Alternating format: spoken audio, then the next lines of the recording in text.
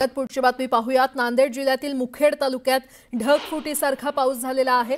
लेंडी नदीमध्ये पाण्याची आवक मोठ्या प्रमाणावर वाढल्यामुळे हसनाळ गावात पाणी शिरलेलं आहे आणि अख्खं गाव हे पाण्यात बुडालेलं आहे। पाणी वाढत असल्याने काही गावकरी रात्री बाहेर पडले, पण 20 ते 25 जण अडकून पडले होते। सकाळी एसडीआरएफने रेस्क्यू करून या नागरिकांना बाहेर काढले, तर 4 ते 5 जण वाहून गेल्याचं गावकऱ्यांकडून सांगितलं जातंय।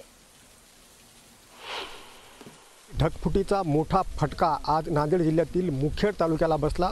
आता मी आहे मुखेड तालुक्यातील हसनाळ गावात। हे हसनाळ जे गाव आहे ते 100% पाण्यात बुडालेलं आहे। लेंडी नदीच्या काठावरचं हे गाव आहे।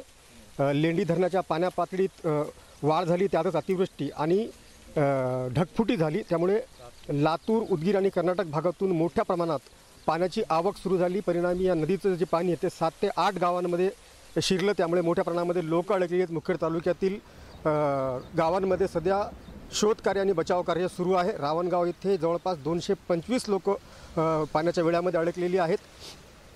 त्याचबरोबर हसनाळ येथे 7 ते 8 जण अडकलेले आहेत अशी प्रशासनाची माहिती आहे। याशिवाय अन्य गावांमध्ये देखील मग भासवाडी येथे सुमारे 20 गावं आहेत, 20 लोक अडकलेले आहेत। भिंगेली येथे सुमारे 40 नागरिक अडकलेले आहेत।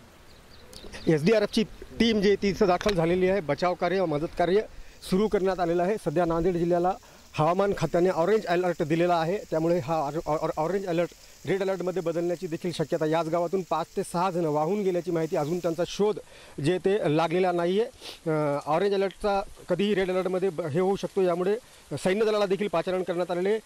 संभाजीनगर येथून सैन्य दलाची एक तुकडी नांदेडकडे रवाना झाल्याची माहिती प्रशासनाकडून देण्यात आलेली आहे।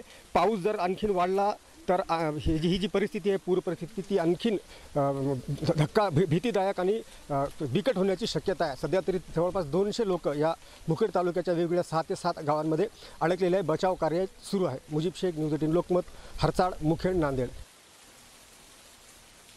मांजरा धरण आणि तेरणा धरणाचे दरवाजे उघडल्यामुळे लातूर जिल्ह्यातील नदीकाठच्या अनेक शेतात पुराचं पाणी शिरलंय।